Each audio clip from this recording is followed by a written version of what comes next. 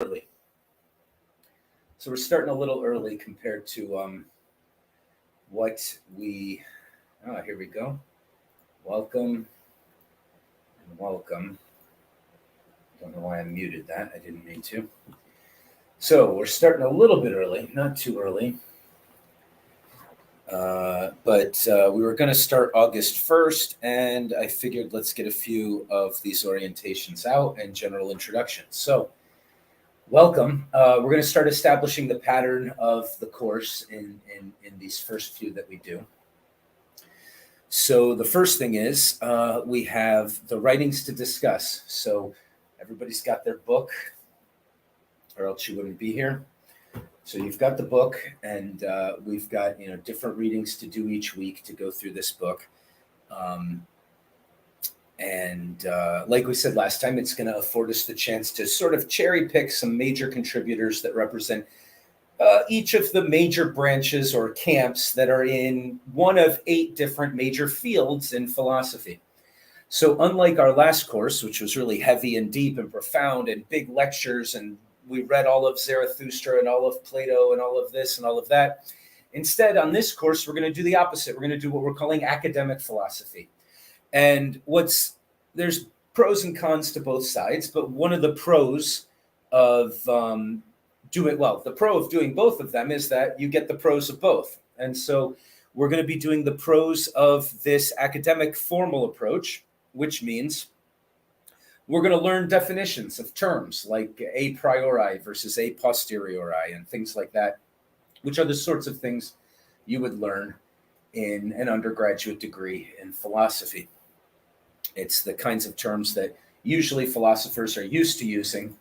And so, unlike our great works approach, now we've got this formal academic approach, and it's going to allow us to, learn some of those terms and become familiar with that stuff as we go along, and also to introduce us to 8 major fields in philosophy, things that are live debates, and sort of cherry pick instead of reading entire works by great authors like we did in our last course. We read Zarathustra and Plato and all of these other things. Instead of that, we're going to just sort of read 6-page excerpts or 12-page excerpts from different contributors, and they're not going to be chronological. We're not going to tell a story like we do in our second-year course. This is the first backbone intro into our first-year curriculum, and the first-year curriculum is sort of designed to get you 85% of the way through an undergraduate degree before we get to restart over at the beginning in year 2 by doing our chronological narrative-based storytelling of the history of Western philosophy. So, welcome. Who this course is for anybody, honestly, because I'm excited to teach it for the very fact that I get to go back and review and be reintroduced to and re-examine all of these great arguments and ideas, and it's always worth doing. So if anybody says to themselves, I chose this path in life, but part of me wishes I also had a philosophy degree, you found the right place, because we're going to sort of get you there. Through these 3 years of curriculum that we have, and this is the beginning of the year 1 stuff. We'll probably be doing the year 2 and year 3 at the same time.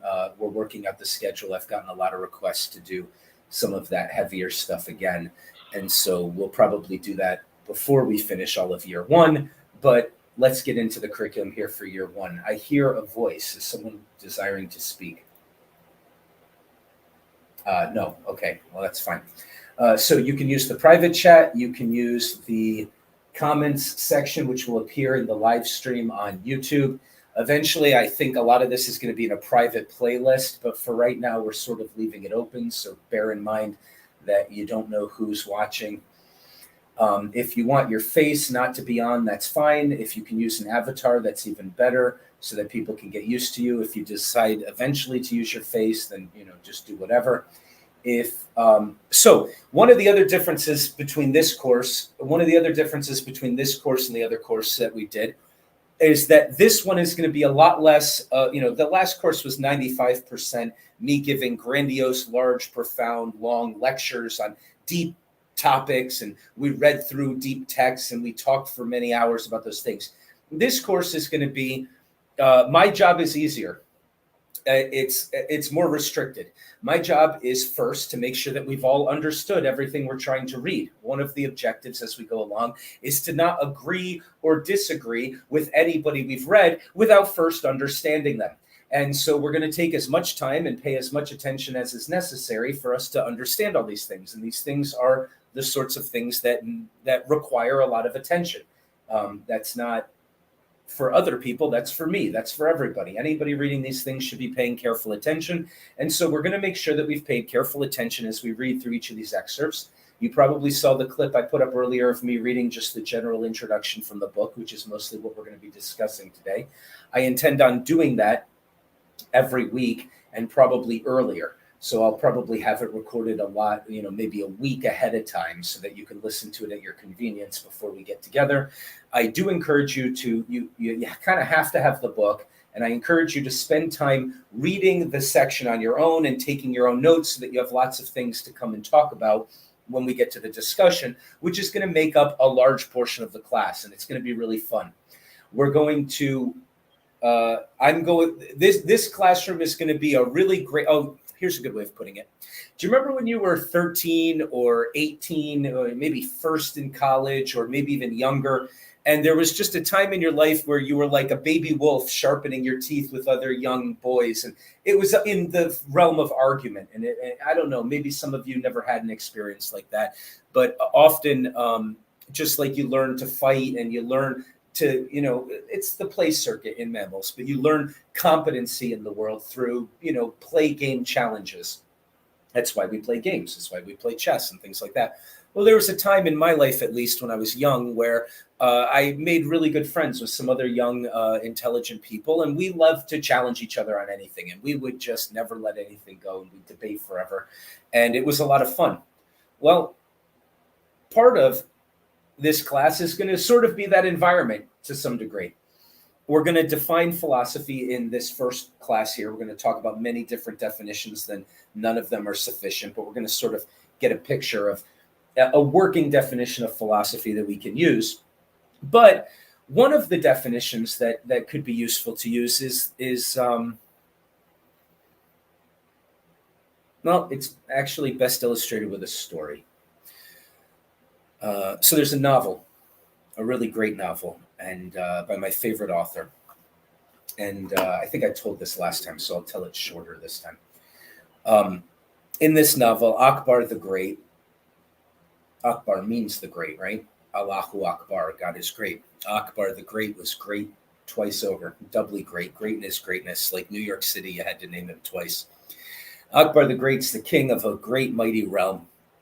And there's news at the outskirts of the empire that there's some young upstart who's causing trouble, putting together an army, threatening to challenge the rule of the great Akbar. And, he's not very disturbed by this news. It's business as usual for him. So in the novel, he puts together his army and he goes and leads them 3 days' journey out to meet this young upstart and the trouble he's causing, and to defeat him easily, as he does. And the whole time he's heading out there, he's having an existential crisis. He's debating all sorts of philosophical questions in his mind. He uses the purple pronoun, the we, whenever he talks about himself, and how should he conceptualize himself as plural, and aren't we all plural, and all of this stuff, nonsense rattling around in his head. And he's trying to sort of figure himself out.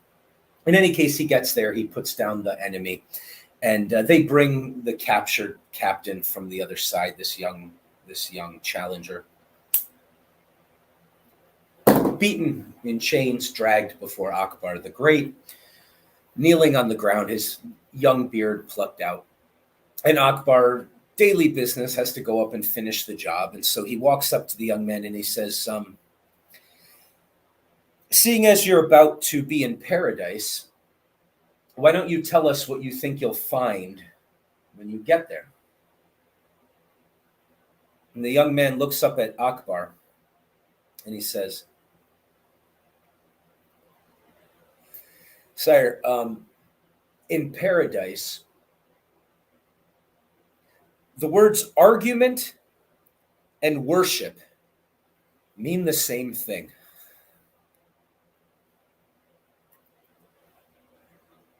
In the novel, we're told that Akbar looked down at the young man and said, "I promise you we shall build that paradise here on earth." And then he chopped his head off, of course. But he went back to the kingdom and he set up a forum.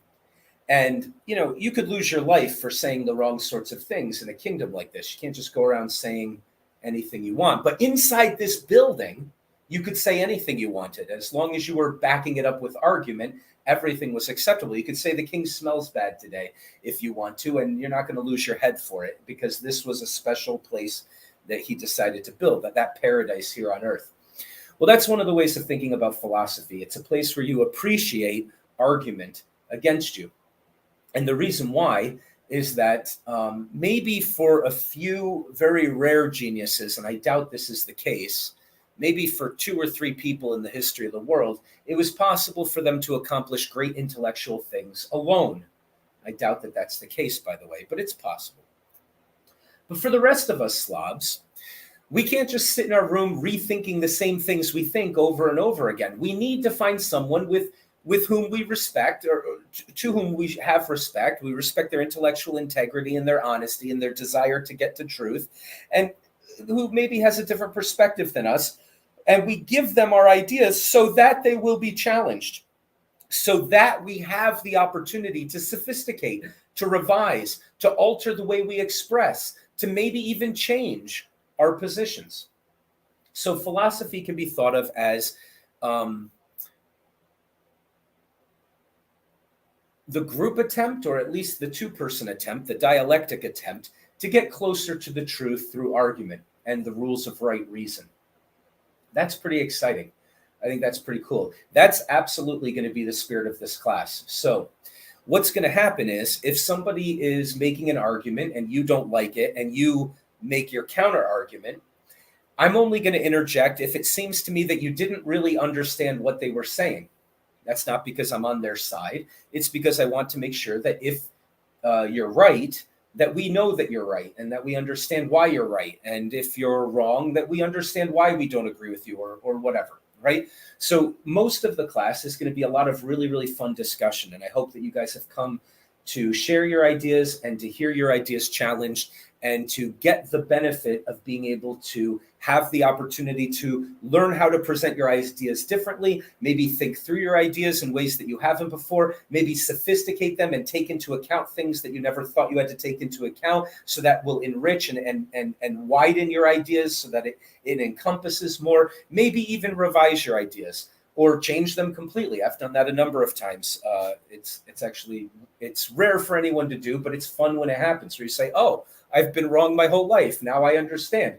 And that happens very rarely, but it does happen, and it's great when it happens. But all the other stuff is great when it happens too. Having a friend that you know will never agree with you is a real blessing in philosophy, because philosophers never want the conversation to end. This annoys a lot of people. Philosophers don't want to own the truth. They want to get closer to her all the time. And so they're, in general, not aimed at ending the conversation. That's not true of all philosophers. The other way we could define philosophy is saying everything's up for debate, including the definition of philosophy, including the definition of truth, including how we're supposed to think about any of these things. So let's do this. So from the readings today, so the first thing I'm going to do is make sure we've comprehended the readings. This one's obviously very easy because it's just introducing us to the 8 subjects we're going to talk about, and giving us a rather bad definition of philosophy, but a working preliminary, as the authors say, a preliminary definition of philosophy that we could work with. So I want anybody who's read this or listened to the reading and took notes with questions to please interject whenever you want. I noticed a couple of things. First, medias res was used in the text, and I forgot what that meant. And so I looked it up and reminded myself, and it's worth paying a little attention to the language. It's always worth paying attention to language. So he says in this line, the wisest procedure may be to plunge into media res, discuss specific philosophical problems, and then leave it to the student to define philosophy at the end of the course, as the sort of thinking he has been induced to do. So before giving a definition of philosophy, the author said, well, maybe what we should just do is dive into philosophy. We'll just dive into it. We'll dive into it, and then you'll get the idea as it goes along, and you can sort of make up your own definition later. But he says that doesn't always fit for everybody, so we'll give a working definition, a preliminary definition. And we're going to kind of come up with our own and discuss our own here, as I've been doing, but we're also going to look at theirs. But he says, maybe we should just jump into media res. Well, that means into the middle of things. Media, the middle, right? So jumping into the middle of things.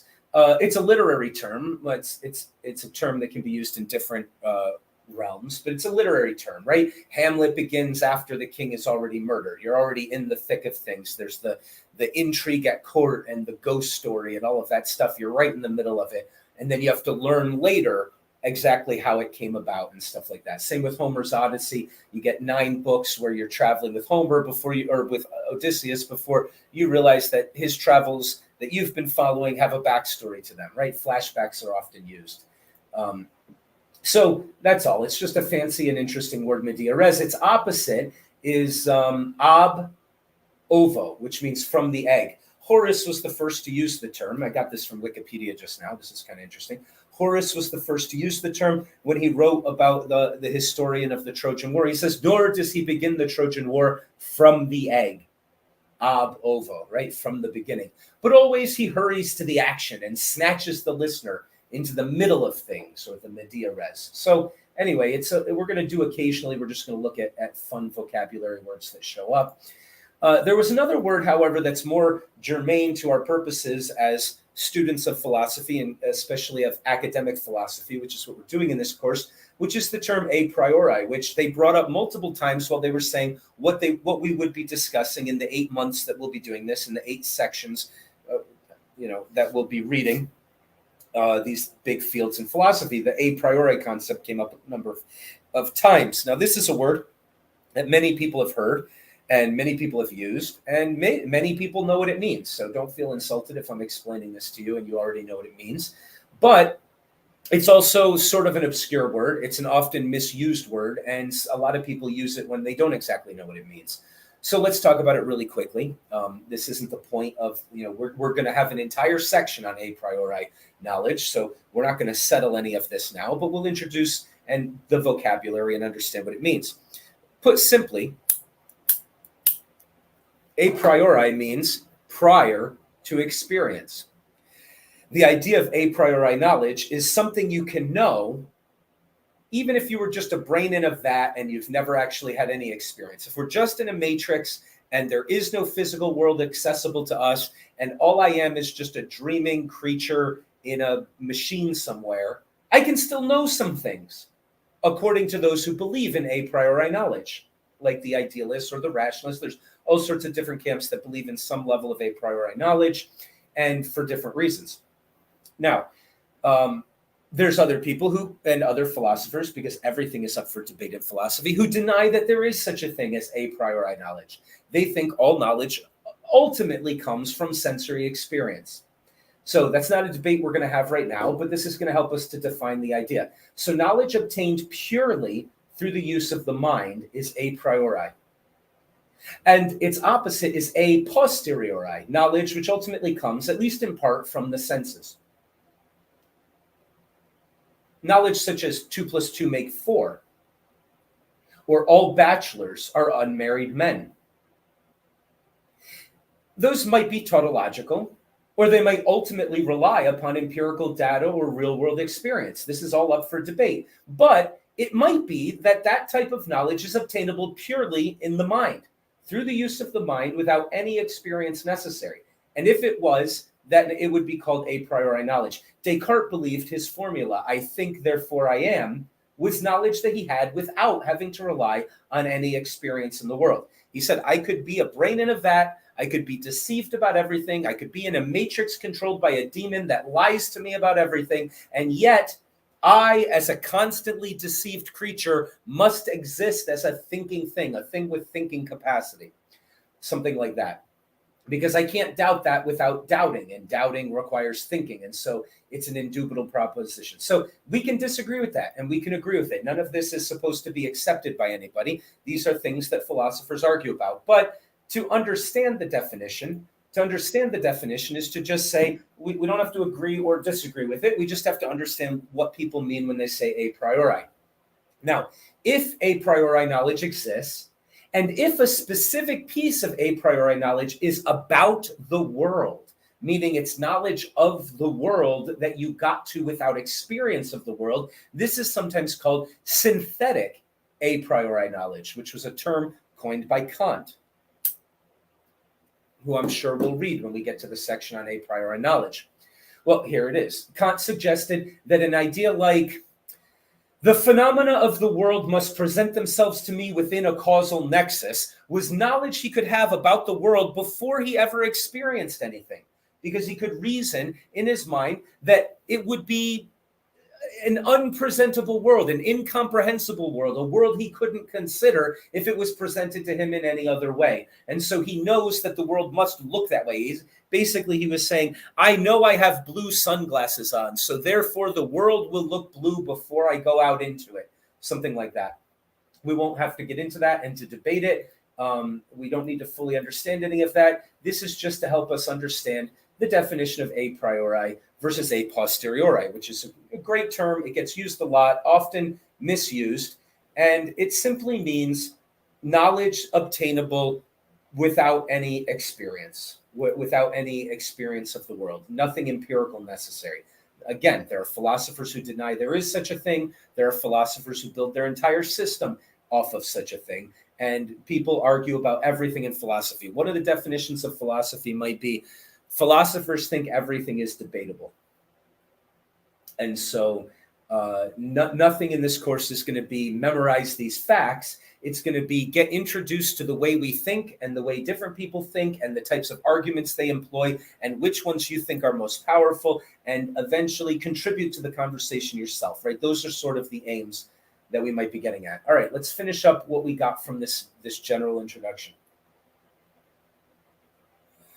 So the first, before they gave us a definition, a working definition, they said a definition, even a preliminary placeholder one, should do three things. One, it should sharply demarcate philosophy from science and from literature. It should narrow down the various uses of the word into one specific understanding for the class, useful understanding. And furthermore, it should persuade people into thinking that philosophy is a worthwhile pursuit.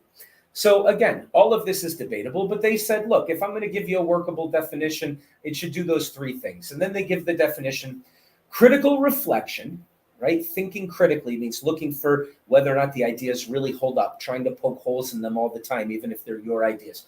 Critical reflection on the justification of basic human beliefs and analysis of basic concepts in terms of which such beliefs are expressed. This is very much an Edwards and Papp's perspective. The reason why their book is called A Modern Introduction to Philosophy and their emphasis on analytical is that they believe that's a good highlight of what philosophy does. I am highly inclined in a different direction than they are, which is one of the reasons why we're using this book, because it's going to tether us somewhere into the middle, because we have to stick with this book. And because this book is going to be our guide, the sorts of definitions I want to give are very different than the sorts of definitions they want to give. And so it's going to sort of pull me that direction, and hopefully you'll get a really good flavor of the scope of things. Now, why do I say all of that? What is there to argue with such a simple sounding definition? It's pretty straightforward. It doesn't seem like there's a problem there. Well, this is not to pick on Edwards and Papp's at all. These guys are great, and I'm not trying. I'm going to give a little bit of a lecture here, but most of this course isn't going to be me saying what I think. But I'm going to provide an alternative perspective here, which is one of the trends in philosophy departments for the last couple of decades is a tragic trend that I've been pushing back. Well, it's been more than a couple of decades, but I've been pushing back on it for a couple of decades. It's a trend that I think is about to run its course and be done with, and I'm very happy to be pushing in the opposite direction. And the trend is essentially to say, we philosophers have good reason to be overwhelmed and full of penis envy for those scientists, because goddamn, they've accomplished a lot, and we're still debating the same damn shit we've been debating for 2,000 years. So there's this sort of what's the point of philosophy question that, for some unknown reason, well, I'm hinting at the possibility that it's the reason because based in how much science has accomplished. But for whatever reason, these silly philosophers think that perhaps the entire purpose of a philosophy department is to be a really good signpost maker that points to the STEM fields. You come here for us to give you the argument for why the scientists are always right, and we'll just sort of underpin the better ways of thinking. Now, that's not exactly what's in this quote, by the way, but I'm just saying that their emphasis betrays to me something that's a trend that I am very happy to be pushing against my entire life, and that I think is a bad trend, which is to reduce philosophy to something like the handmaiden of science, or which I think is exactly upside down, by the way.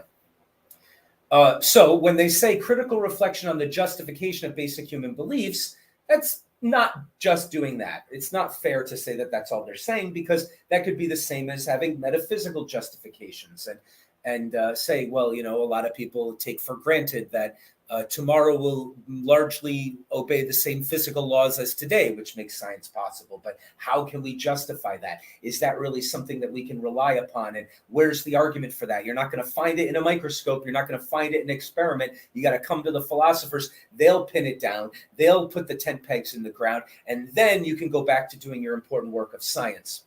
But you could read it more charitably.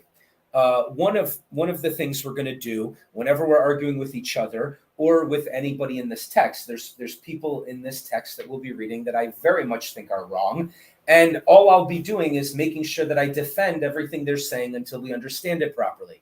Right? It's not about thinking you're right. It's about properly engaging with a whole host of different ideas and then benefiting from the challenges that come from those different areas.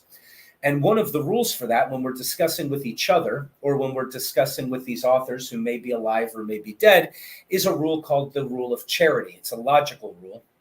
And what it means is this: if you can interpret what your opponent in the conversation said in two different ways, assume he meant the stronger one. Isn't that great? What a great principle. Right? If you can interpret, if you said to me, I've got an argument for free will, or I've got an argument against free will, and I could interpret what you said because maybe the language is a little ambiguous and maybe you weren't specific enough in the way you said it. So I could interpret it as a really stupid thing that I could easily knock down. Or I could use those exact same words of yours and think, you know, there's a really sophisticated idea that he might be communicating or trying to communicate. I'm going to assume that's what he meant.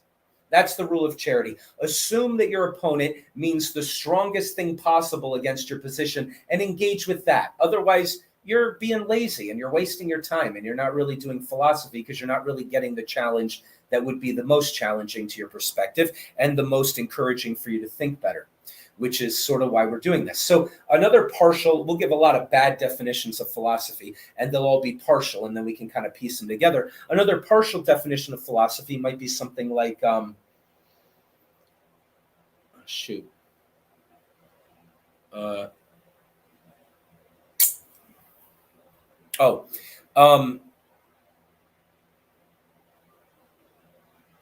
it's similar to what I said before, but it's a dialectic process, right? It's saying I can't get to the truth unless I have someone challenging me. It's like we're going to climb the mountain together. I'll drill a bolt in here. You pull against me over here. I'll pull against you over there. And with the tension, we'll both start rising, right? The wings push against each other and the bird flies. The hands are in opposition and you make a clapping noise, right? It's just a simple dialectic principle that through dialogue, we can get somewhere intellectually that we wouldn't be able to. So one of the ways to think about philosophy is a group project or a dialectic project. It's at least requires two people, and it's about defending your ideas rather than just having them. Or even if you're going to make an argument in your mind, you have to model multiple people talking. You have to say, well, if I think about it like this, or if I think about it like this, you're kind of doing two sub-personalities to argue against each other. And you can do that with real people, and you can come to respect those people and to appreciate the fact that they don't agree with you and that, you know, you've got a better way of defending what you were saying and you can't wait to give it to them because you know they're not going to just swallow it. They're going to tell you why you're wrong again. And that'll give you an opportunity to refine and back and forth. And That's a really good way. The words worship and argument mean the same thing. That's a really beautiful picture. So it's all about argument, but it's not about argument the way Twitter spaces are about argument. It's not about argument by one-upping people. You're welcome to do that. It's not going to go well for you. if all you want to do is not really care about the idea, but just try to look smart, you're not going to look very smart in this class. If you really want to care about the subject, you won't have to worry about looking smart. You'll be surprised how how much smartness was within you that you tapped into without even realizing it was there, perhaps.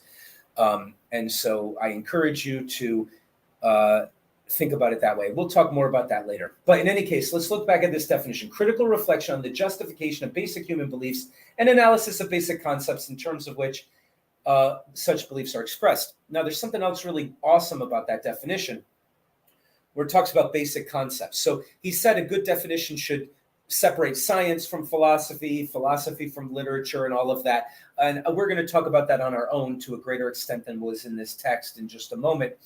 But one of the things that we can think about is philosophy might not really be about answers. Maybe that's why it's not making progress the way science is. Science is coming up with lots of answers. How? Well, it's got really clear, well-defined ideas, and then it's got a million empirical questions, right? You could take the philosopher, Darwin, and say Darwin conceptualized the idea of biology as a self-replicating thing that passed on hereditary qualities in a population of slightly variant things upon which nature selected advantageous variety, and so the species would diverge and change over time. That's a hell of a philosophical accomplishment. Once it was accomplished, then you can send the gimp slaves of philosophy, the scientists, to go do all the nitty-gritty work and answer the billion questions. How did the beak evolve? How did this beak evolve? What about the dodo? Why did it go extinct? There's like a billion questions you can answer now that the ideas are clear enough that you have questions amenable to empirical adjudication, to empirical settling. Okay, so one of the things you could think of is philosophy invents the various sciences. And then not only does it invent them by making our minds clearer about the concepts, it's like once we're clear on the concepts, you guys go, you do all the work to get a bunch of answers. We're going to keep working on what's not clear yet until we can clarify it. So that when they say analysis of basic concepts, they're hammering away at these basic concepts until finally they see them clearly enough that entire branches of science can be invented. Not only that, but philosophers then oversee what the scientists are doing because philosophers are concerned with what the words really mean. So, for instance, a scientist, a biologist might have to start out with the idea that you are nothing but the expression of your genes, right? He's a biologist. That's what he learned in the textbook. That's what allows him to do his publishing of his papers and set up his experiments properly and measure things, and all of that's great. But eventually, the scientists figure out something about epigenetics. Well, okay, that's now a part of their science too, and maybe that's because philosophers figured it out. But long before any of that, a philosopher could sit down and go, I am nothing but the expression of my genes. You know, my genes coded for a brain. The number of neurological connections in my brain is orders of magnitude more complicated than my entire genome. So the thoughts I'm having are not coded into my DNA. So in what sense am I really the expression of my genes, right? A philosopher can understand what the biologist means because he's rightly believing what he's supposed to believe and only applying it in his realm. But you kind of have to go to the philosopher to understand exactly what it means when he says what he says. So that's going to get us into what the definition should do, which is to separate philosophy from science and philosophy from literature. And so that's a brief way of going into it. But we're doing that just by looking at this part of their definition, which says what philosophers do is they analyze basic concepts, and they're aiming at clarity. And they're also aiming at questionability. One of the ways to think about philosophy is the progress made in philosophy is the exponential growth of what is questionable. Ooh, that's awkward for lots of people. We live in a scientism age. We want answers. We don't want questions. Well, philosophers maybe want questions. The work they're doing is creating more questions. If you have a bunch of assumptions, you don't realize what you don't know. But if you figure out how to question it, now you've got a conversation. Now you've got something to start clarifying. And in our second year course, we go into that a lot in the introduction. I probably don't want to go into that as much right now, but you could imagine, you could imagine,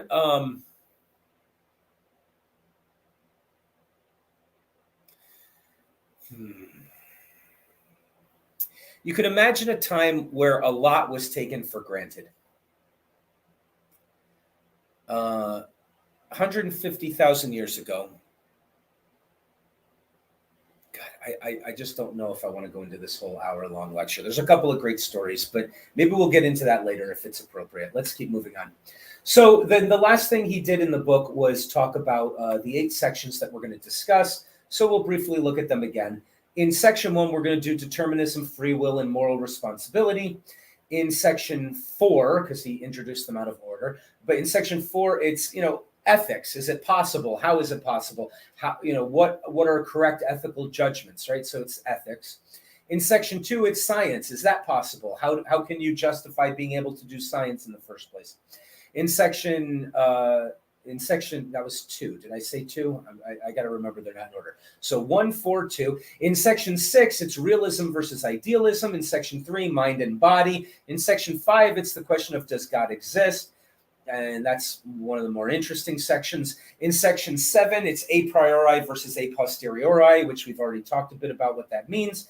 And in section 8, it's meaning verification and metaphysics. So like we said before, we're going to get a spattering of major fields in philosophy. And in each one of these sections, we're not going to get to answers. What we're going to do is we're going to say, okay, on the determinism free will thing, here's a guy to read. Here's a few pages of him. He thinks there's no such thing as free will, and he can prove it. Here's his arguments. And we're going to read it, and we're going to understand it. We're going to argue for it, and we're going to argue against it. We're going to have great discussion in the class, which is probably going to make up a lot of our class time together. So you'll know what we're reading ahead of time. Hopefully you'll read it and take notes. If all you do is watch the video, hopefully you'll still take notes. But when we come together, this is exciting stuff. When you're reading this, it's going to be giving you lots of things that you want to argue are going to come popping up unbidden in your mind. And you're going to be really against one guy or really for another. And your mind's going to be racing and you're going to be coming up with all sorts of arguments. And then you'll get to the class and you'll realize one of the other members of the class really loved the guy that you really hate. And we're going to have a great discussion. And we're going to try to defend him. And we're going to try to attack him. And we're going to try to first comprehend exactly what he's saying. But then we're going to have great conversations that are not supposed to end. They're not going to end with us all saying, okay, now we agree. They're going to end with us learning something about ourselves, learning a lot about the topic, learning how to argue effectively, learning how to sophisticate our perspective, learning how to take into account things we never considered before because we were inclined to think one thing versus another. And so in section 1, we'll do that guy, and then we'll do another guy sort of in his camp, and then we'll do someone complete opposite of him. There is free will. Determinism is wrong. And then we'll look at compatibilists and pseudo-problemists who say this question doesn't even exist. It's not even a problem. Both could be true. And then we'll look at people who say, look, the kind of moral responsibility that's important to have, you have, even if determinism is true. And so to heck with free will, who needs it? And we're going to look at William James's pragmatism, and that's a real interesting perspective. So we're going to take like 8 different camps of contributors in this field, and we're going to get to understand, we're going to probably be introduced to ideas we've never heard before, and maybe we'll switch our position. We'll say, boy, I thought that determinism guy had it right, but then I read the free will guy, and he seems to be making some better points, and then we'll, maybe once we get a taste of all these, you'll have a better idea of exactly where you fit in the field, and there's always more to be read, so we have lots of extra readings and stuff. If you really like that topic, you can go to the races with it and study it more. And so we talk about that in the class, which we won't go over now because we already did an orientation a couple of weeks ago. So in any case, we're going to do that with all 8 sections. We're not going to do them in this order. We're probably going to do them in the order of the book. Although I really would like to do them in my own order. So who knows what we'll do exactly. But the pattern of the class will establish itself as we go. But the first thing that's important is that we have to understand exactly what the person writing was really saying. We have to really know their arguments as if they're ours, adopt them, and defend them if that's what's necessary to really understand them before we believe that we've argued against them or argued for them, or agree with them or disagree with them. You can't agree with something and you can't disagree with it just because you like the conclusion, right? That's just concurrence. You can concur with somebody, but you're not really agreeing or disagreeing unless you've understood exactly what they're saying. So the first thing we're going to focus on when you do the readings and when we get to class, the first beginning part is let's make sure we all understand it correctly. And then the rest of it is mostly going to be really, really fun, awesome debates that we're going to have with each other and get to know each other and grow in friendship and camaraderie as we learn to appreciate being challenged and making our case and knowing that we have to make it again next week or next class with the same people again. So that's good. I'm going to pause there before I go into the long stuff that I thought would be really fun to share about time machines and all that nonsense, to talk about a way in which we can conceptualize philosophy making progress. But I've thrown out a whole bunch of different definitions, and maybe we piece it together and get an idea of philosophy from that, or maybe you have your own definitions that you like better. So I'm going to invite anybody to take the mic and say, look, I had a different definition. I like this better, or your definition missed this aspect, or to me, philosophy is more about X than Y, or something like that.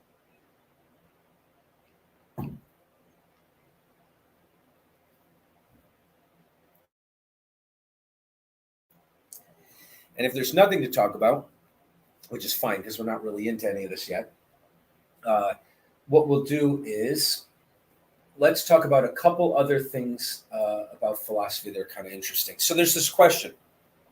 Test. Oh, hey, how are you? I can hear you. All right. Hey, thanks. No, I did. So you asked the question of something I was kind of biting on saying, but it's more. So I'm not philosophically trained, and I think of philosophy, and I also think of psychology and groups and things or whatever. So I kind of my opinion of philosophy seems like, uh, well, all the philosophers' ancestors were absolute pagans or deists of some kind, and humankind, whether you believe in evolution or creation or whatever, right, has a belief in God, and then now. And this is probably why I find Nietzsche fairly interesting, is because of the nihilistic aspect of once my civilization, the Western civilization, gives up on God, it seems like, in a lot of ways. And because of science, and I understand some of the things that Nietzsche was talking about. However, I'm kind of rambling on, but my definition of philosophy, and personally, is people who have a questioning mind and are more often than not specifically religious, maybe culturally, and that's my. Anyways, Aha, good, good. that was long-winded, but I got to the point I'm eventually. very glad you did that. Good, good, good, good, good. So I had wanted to, we said we were going to separate philosophy from science and from literature. I was going to separate it from mythopoetry and prophetic traditions. So let's discuss this topic right now. So first of all, Nietzsche said the true philosopher wants to become timeless. In other words, he doesn't want his thoughts and his personality to be a product of his age. One of the ways of thinking about the value of philosophy is that it liberates you from the in-fad opinions of your time and culture. Now, here's what's interesting about that. Tough titties to everybody in this class and everybody listening if you think you live in a time where it's obvious there is no God. Sorry, we're going to read the most impressive thinkers in the history of our species, and 95% of them found good reasons to believe in God and thought it was obvious. So I'm not saying I believe in God, by the way, and I'm not saying that you should. What I'm saying is, if you came here to have reinforced for you the ideas that everybody takes for granted, you're in the wrong place. If, however, you came here to say to yourself, I believe a lot of shit because everybody around me believes it, and our culture's a little sick, and maybe we've gone off track, and maybe we're wrong. Well, we're going to have lots of different perspectives on the existence of God, and only a small minority of people deny his existence in the history of philosophy, which is not accidental. These were not stupid people. These were the smartest people. You're not as smart as any of the people we're going to be reading. And I promise you, you don't have good reasons to laugh at them before you even read what they have to say. If you take seriously what they say, it's going to rock all of the things you believe without good justification. Remember, the definition they gave here was about trying to justify our basic human beliefs. Another way of thinking about that is seeing if we even can justify our assumptions and the assumptions of our culture. So this is going to be a buckle up, wild frickin' ride, and it's going to be a lot of fun. But a lot of times we go through life thinking, well, I've got 90% of everything figured out because everybody around me agrees, and that's why I got the idea. And since it doesn't harm me because I never challenge them on it, I fit in real well. And so we probably know most things, but there's a little bit to work on. By the time you're done with philosophy, you will believe that you know nothing. Everybody gets to that point. So before you finish philosophy, you will definitely go through what Nietzsche describes as a terrifying place where you think everything is false, and you have to actually get past that, he says. But in any case, these are incredible journeys that philosophy can take you on, but they're certainly not there to make you feel comfortable with what you already think. They're absolutely there to shake up everything you think and everything that your culture thinks. And that includes the dialogue between philosophy and religion. So let's get into that so that we can do what that definition said, what they told us it was supposed to do, and shape out the different areas a little bit. There's a dialogue between philosophers, obviously, and we're going to talk about that. That's philosophy is done through dialogue. But there's also a dialogue between the philosophical tradition and the religious traditions. The religious traditions have a dialogue within them too, between the authoritarian and official doctrinaire version and the prophetic spiritual type impulse that's also in religion. There's a communication and a debate between them that's had in that realm. But there's also a debate right between theologians and philosophers.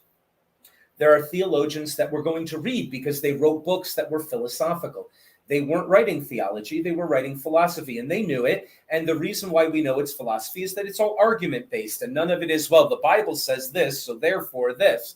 Instead, it's, let's think about our ideas until we can come to some conclusions. Oh, look, it does or does not align with this interpretation of the scriptures that person happens to care about, for instance.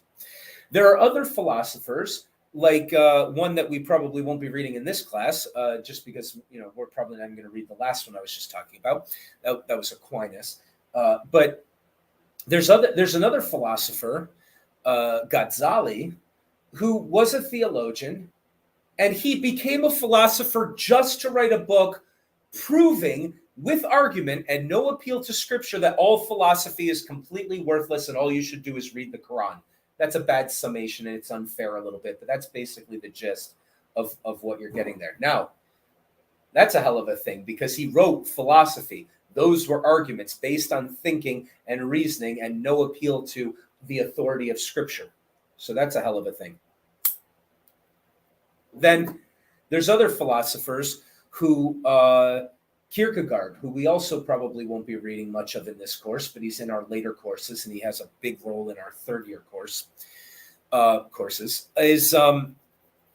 he says, look, God is the definition of everything, and the only things that are good is what God tells you to do. And so if God tells you to kill your son, that becomes the moral thing to do. And I don't think I can live up to that. So his book is called Fear and Trembling because he doesn't think he has the ability. So he's doing philosophy, but he's arguing about the nature of God. That's a part of philosophy. However, so there are theologians who will make arguments and apologetics, and they'll use reason, but they're basing it in scripture. So it's theology that they're starting with, but they're using the rules of right reason and they're making arguments. And we as philosophers have to listen to their arguments. We don't have to care about their scriptures, but we still have to listen to their arguments because arguments are what we're all about. So we don't get to say, oh, you're religious. Well, you get out of here. We're going to do philosophy. No, you can't do philosophy if you're disregarding anybody with an argument. Likewise, there is a philosophical tradition. There's this thing called the God of the philosophers. And they gave it that name because the medieval philosophers, who were not being theologians, they were being philosophers, came up with clarifications of the concepts of God that it sort of made its way into theology, and it changed the way the laity and the priestly class thought of God because they had done this work, just philosophical work. So there's a dialectic between the two. Here's a really good story. Well, we'll tell this story later, but it'll because it's about something else, but it also illustrates this dialogue between the two. Okay, so there's dialogue within philosophy, there's dialogue within religion, there's dialogue between the two. How do you know which realm you're in? Because there's theologians doing philosophy and there's philosophers doing the philosophy of the divine, right? The philosophy of God. That's philosophy. How do you know when you're in each realm? Well, put simply, I guess I hinted at it earlier. Appeals to scripture mean you're doing theology. Arguments that stand on their own mean you're doing philosophy. You can make arguments by appealing to scripture first and then make your argument. If you're making the argument, we still have to consider you. We still have to listen to what you say and come up with arguments against you. We don't get to wave you away because we just assume that your scriptures are not revealed truth. We don't know. We don't know that. And we don't know if they're not just accidentally true, even if they're not revealed. We have to always commit to the argument. Now, here's the story. Paul, in the New Testament, goes to the Greeks, I think in Athens. And you've heard the story before, but this is really interesting. He goes to them and he goes to the forum of the philosophers.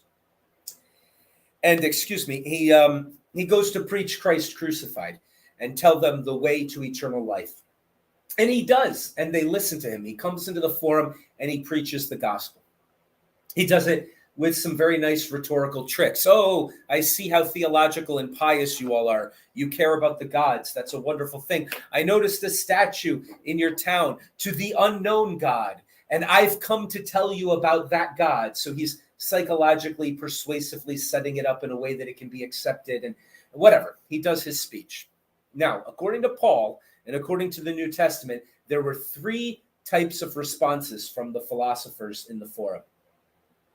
It says the first group, a few of them, believed everything Paul said, packed up their bags and chose to go follow him because he had the true answers and the knowledge for eternal life. The second group, the scripture tells us, mocked Paul, made fun of him and said, "You silly old cow, what the heck do you know about eternal life? Oh, dead bodies are going to get up again. Ha, ha, ha. What a joke." And then there was a third group. And the third group said, "That's very interesting, Paul. We have some questions for you. We're not convinced. We're interested. We have some questions for you. You come back tomorrow. We're going to keep this conversation going. We've got some questions. We want you to clarify a few things. We're not quite sure we think that you're right, but maybe you are. Let's have a debate." That's the spirit of philosophy, the third group. Now, in the Bible, it says that Paul said, "No, I'm not coming back tomorrow. I already own the truth. I already gave it to you. If you're not interested, I got shit to do. I'm going somewhere else." So Paul excused himself from the forum. But the philosophers didn't kick him out. They invited him in. They listened to his arguments. And the real philosophers, the ones I would say we should want to be like, they said, "That's quite interesting. I'm not sure that convinces me yet, but it's very interesting. I have some questions. Come back tomorrow. Let's clarify and hash this out so I can understand it better. Maybe you're right. I'd like to know if you were right, because that's pretty cool." Paul said, "No, I got better things to do. I already own the truth." The philosophers say, "I'm trying to get to the truth." Paul says, "I already own it." Paul might be right. As philosophers, we don't get to say he's wrong, but we get to be philosophers. We get to say, "I'm not interested in pretending I own the truth. I want to really know it. And I'm going to ask some questions. And then let's hammer these things out and see what comes out." Okay? And so those philosophers who are doing that, they may come to believe in a God. They may come to believe in Paul's God. They may come to believe in no God. They may come to believe in a different God. It doesn't matter where they end up. What makes them philosophers is that they don't want to join a club before they're sure that they've worked out the ideas. And really, once they think they've worked them out, they're always re-examining them and always sophisticating them. In other words, they don't act like Paul, who says, I own the truth. I already have it. I don't need to ask questions. I don't need you to ask questions. I gave it to you. You don't want it? I'm out of here.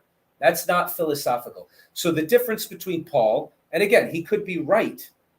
As a philosopher, we're not going to say we know he's wrong. We're going to say that attitude of Paul's, that's not our attitude. Our attitude is, this would be worth thinking more about. Let's talk about it some more. Let's get to the bottom of it. So that brings up a conception of truth that I like. We live in a postmodern world, right? There's no such thing as truth. Why would you even talk about such a silly idea? Well, thinking you own the truth, I think, is always a mistake. Being disinterested in the truth is an even worse mistake, I think.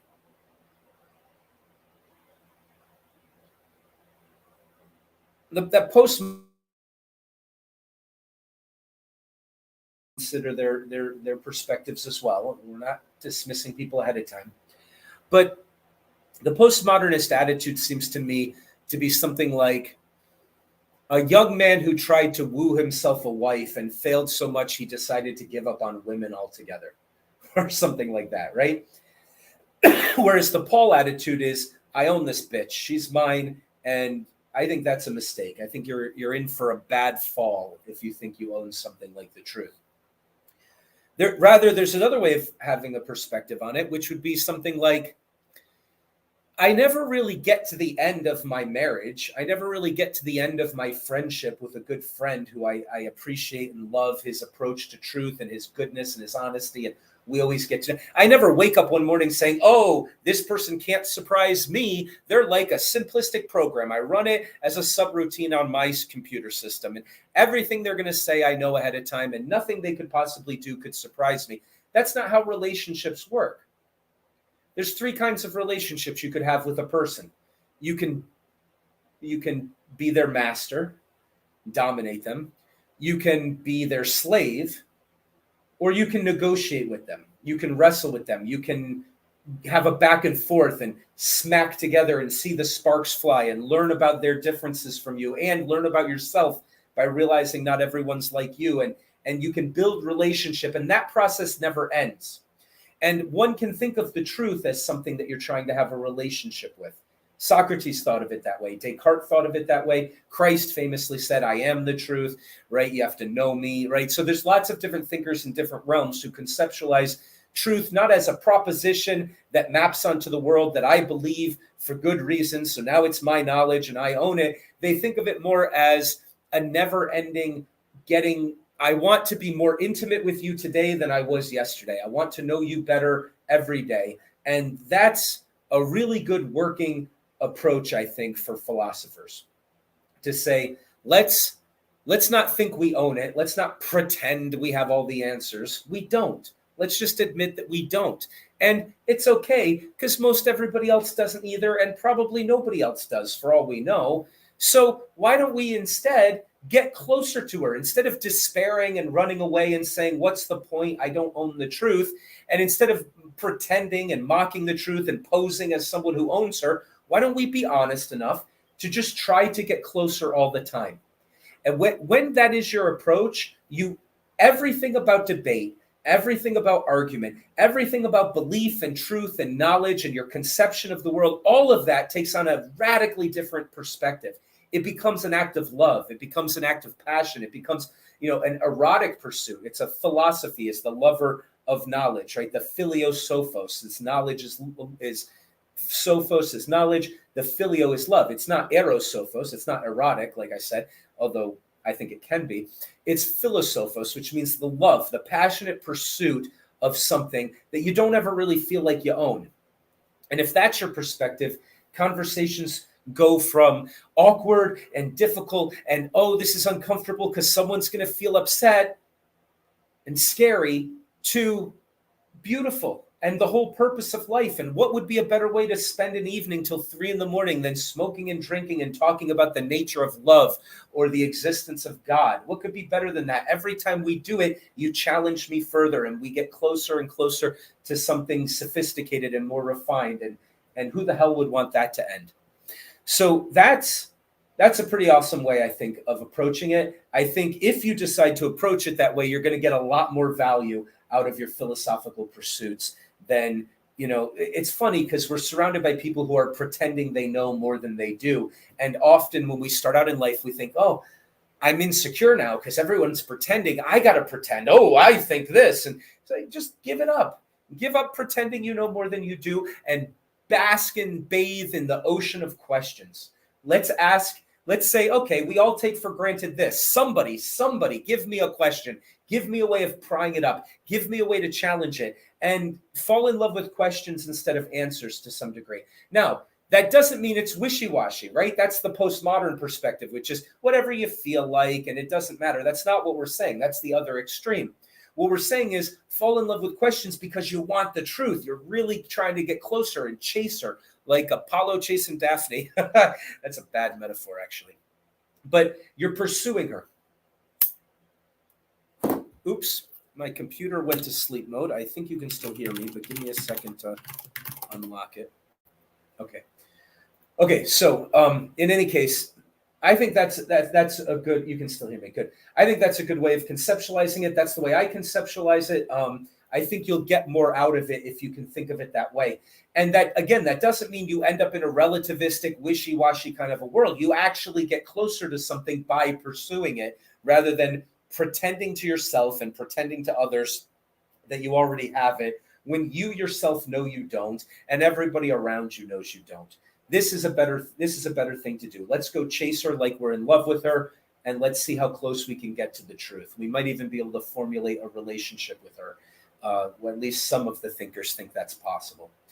So on that beautiful and fun note, that's enough of the burst from me. Videos lecturing from me in this course than there was in the last one, but we got a little bit of that here. Why don't we open it up to discussion? Tell me what you like, what you don't like, what you're thinking. And if you've got anything to debate, that's the whole point of the course. So tell me why I'm wrong, and we're really off to a good start. I think it's interesting how you mentioned getting closer to the truth, and as popular as science has become, the more answers it brings, I think it's pushing more people to religion or back to philosophy, because you look at the Big Bang and just the probability for things to end up as they are where we are. It's pretty far-fetched to say that could be repeatable, is how the Big Bang happened. So that what could be repeatable? The Big Bang. Aha. And it might repeat. Everything needed to be like precise, and how everything worked out is it's more of a hint of of an intelligent design. And we have found with science, the more we know, it's almost the less we know, right? I mean, the more we know about atoms and particles and farther down it goes, we're finding that it isn't scratching that itch for the answers that we think it's going to answer. And what I found is more about science is we don't know as much as we think we do. We certainly don't. I agree. So we didn't, excuse me, we didn't do what we promised to do, which is to demarcate the lines between philosophy and science. I agree with you completely, by the way. So let's actually talk about that for a second. And I'm going to see if I can find some slides here that I have. Lord, please help me. Where did I put these? Oh, they must be in here. Of course they are. Okay. So I'm going to share this screen here. Let's talk about science and philosophy and the dialogue between them, because we talked about the dialogue between a little bit about the dialogue between religion and philosophy. I think you're correct. I think that philosophy is suffering from diminishing returns. And I think instinctively and spiritually, people are starting to realize, wait a minute. I don't want to go against science. I don't want to make empirical claims that the experiments have shown are false. I don't want to throw science in the bin. I don't want to discard it. However, it's becoming more and more obvious to people, and this is exciting to me because we're pushing back against that trend in philosophy that I've been talking about earlier, that science is an extremely limited discourse, and it can do very powerful things that other discourses can't do within its realm. But there are extremely deeply profound and meaningful questions to how we live our lives and how we conceptualize ourselves and the cosmos as a whole and the divine and all those things that science by definition can't make any progress on. And that's okay. It's not supposed to. What we need to do is understand where the different realms are and how they interact with each other so that we don't misuse mythopoetry, so we don't misuse philosophy and propositional statements, and so we don't misuse scientific probabilistic descriptors of the likelihood of phenomena given other phenomena, right? There's different types of languages here, and some of them can do things others can't. And so if we understood what the proper role of each one was and what its proper boundaries were, we would be well on our way to solving this problem. So let me share with you this screen here, probably this window here. I've shared this before, but let's talk about this really quickly. So here's a way that I tried to conceptualize the difference. Now, we didn't talk about mythopoetry too much here, but in that is sort of a lot of prophetic religious traditions. So we talked a little bit about it in that sense. However, here are three discourses, and notice I nestled each of them within each other. In other words, they rely on the discourse outside of themselves to get meaning or to be coherent or something like that. So if we look at, let's see, how do we do this? There we go. Okay, so let's start with this. So here's a start of a definition, and please interrupt me now because there's a lot here that's not going to be common in people's discussion, and so there's going to be a lot to ask for clarity on and a lot to be really angry about and jump out of your chair to argue with me on. So if you feel like doing that, be the first bold person to do that, and let's get this class kicked off because I'm going to be very, very receptive and very grateful if you feel like you want to disagree. Okay, so mythology and art, the realm of the mythopoetic. I said it introduces you to the personal forces which are the world. They're at the base of reality and tells you about your relationship to them. Okay, so we've got some examples of art. We've got King Lear being performed. We've got painting of the birth of Venus. We have a cathedral, which is sort of speaking to you about your place in the cosmos. It's not doing it in propositional form. It's not saying, here's a statement that's true or false, and let's argue about it. It's just shouting it at you. Here's some music. Here's some paintings, right? So what's interesting about this realm is that it's not the realm of the philosophers, because it's not propositional. There's nothing to argue about. The way you argue with art is you find it disinteresting. The way you quote unquote agree with art is that you go and stare in front of it for 3 hours with your jaw hanging open. You look at the statue of Venus or the statue of David, and you can't really put into words exactly what it means, but it's profound. It feels like it's profoundly shouting something at you that you need to know about yourself and your place in the world and the forces that are in the cosmos around you. You feel like it's meaningful. And if you're clever and philosophical, you might be able to extract partial, not completely encapsulating, but partial propositional statements about what it's saying to you. However, when you think you've extracted those statements, now you're in the realm of philosophy. You don't get to believe those statements. Maybe you've misinterpreted the art. Maybe it was bad art. Maybe this is not really a true statement. How are you going to settle that? You're going to go to the philosophers. They are the proper final arbiters of any debate and question about propositional truth. Once you've got a statement, I think King Lear means X. Well, it doesn't mean X. It means a lot more than X. But if you think you can pull out of King Lear one propositional statement that's ethical, well, once you've got that propositional statement, you might have not paid attention to the art properly. You might not have worded it properly. You might not have witnessed the play properly, or the play could be badly written. And it could be saying that, amongst other things, but it's a bad ethical lesson. So we don't know the answer, and you're not going to get the answer just because you like the art. If you think you've got a propositional partial grasp of what the art is saying to you, you have to go to the philosophers. They're the ones with logic and the rules of right reason who are going to dialectically debate it out, right? If you think the point of King Lear is to become a mass murderer, and that would be an ethical thing to do, well, maybe you didn't watch the play well enough. And in any case, you don't get to think you're right about that if the ethical philosophers can tell you that that's not good, right? You have to win the argument with them. You don't get to just rely upon it. So we're talking about the realms between here. When you're over here, you're being told about what it's like to be in the world, okay, in a very quality kind of a way, something that's very difficult to nail down in propositional form. It's like, one of the ways you can conceptualize yourself is as a mass of matter that's located in a specific place with a specific length, breadth, and width and mass and blah, blah, blah, and with a certain amount of energy. You can think of yourself in scientific terms if you want to, but what you are is a character moving from point A to point B. And the proper vocabulary for describing what characters are like is narrative, which is art.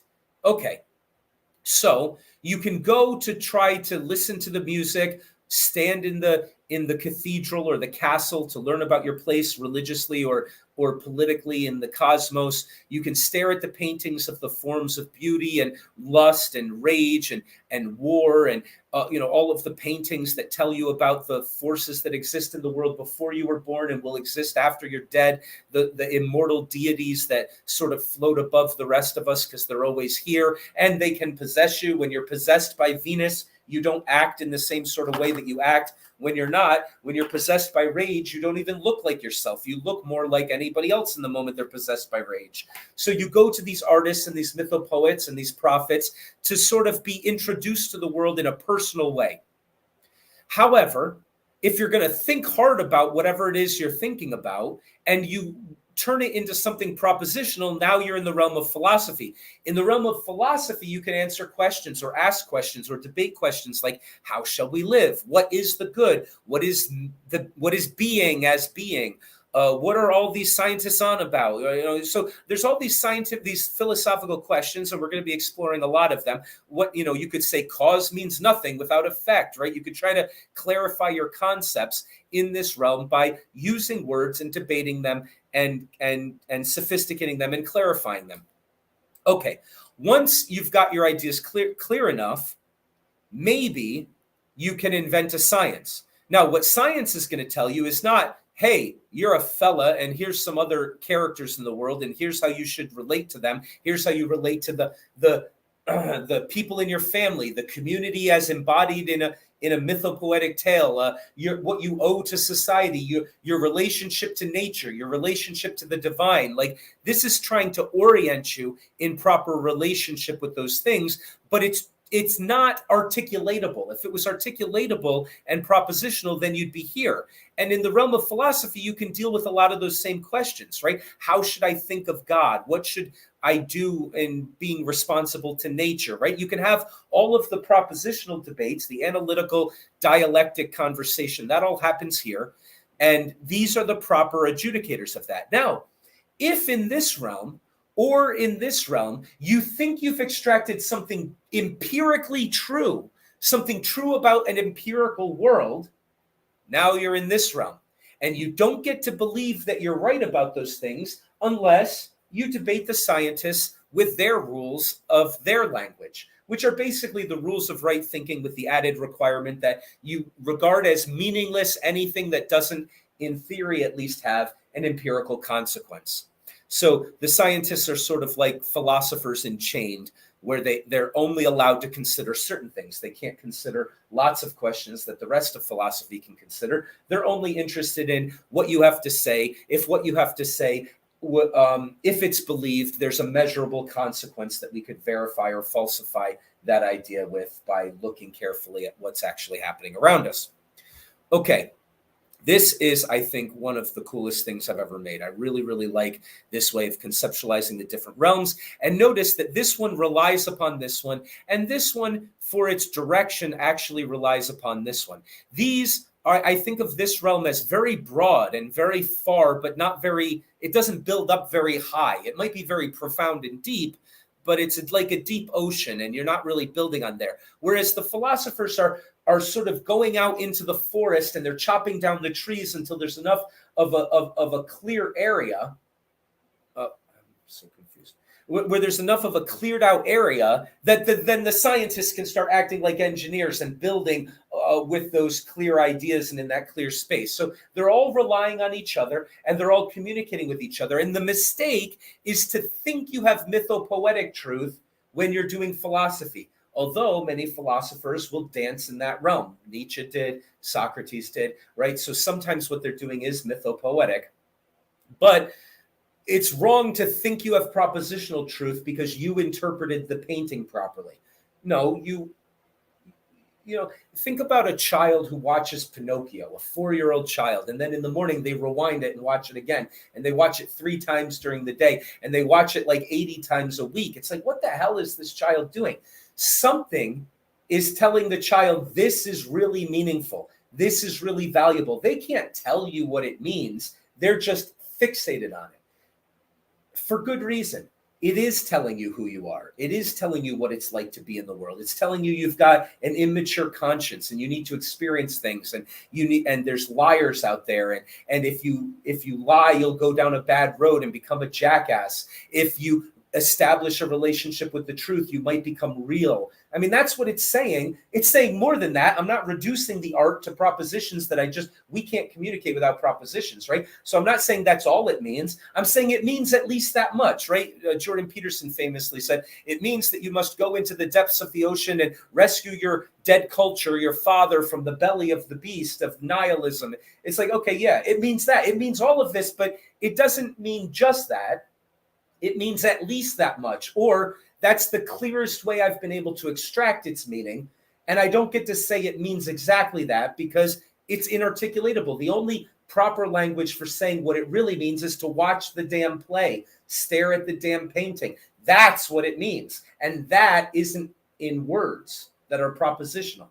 Okay, so we can dance between these realms and we can get value from each of these realms. But like you said, I think it was Savad, I think it was you who was talking. Like you said, everybody's starving. Everybody's soul is starving because we are scientismists who believe that this is the only kind of truth, when really it's a very limited kind of truth. Go ahead. I think it's that because that's how it's been presented as it's now the ultimate truth. Right. As we've seen recently, it has become in my opinion, its own religion. I agree. Or it did. So Yeah, go on. I mean, I agree completely. So with that, I mean, if you were able to compartmentalize with the philosophy and the science and religion and saying, look, let's not blur the lines here, but explore each of these and discuss which makes sense within each realm, then we're onto something bigger. I think the realization has come from, right, it was religion, and then science had become the new religion, that it looks like it may be a combination, or at least there's a yearning of look, we thought we had all the answers. We were told we had all the answers, and now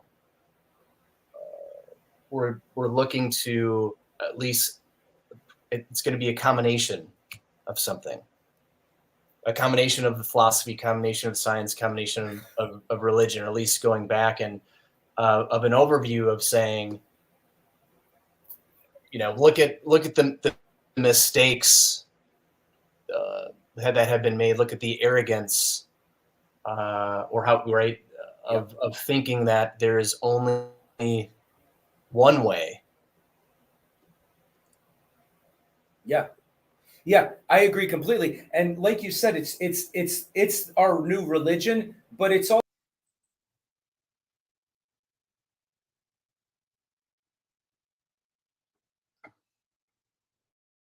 What happened here?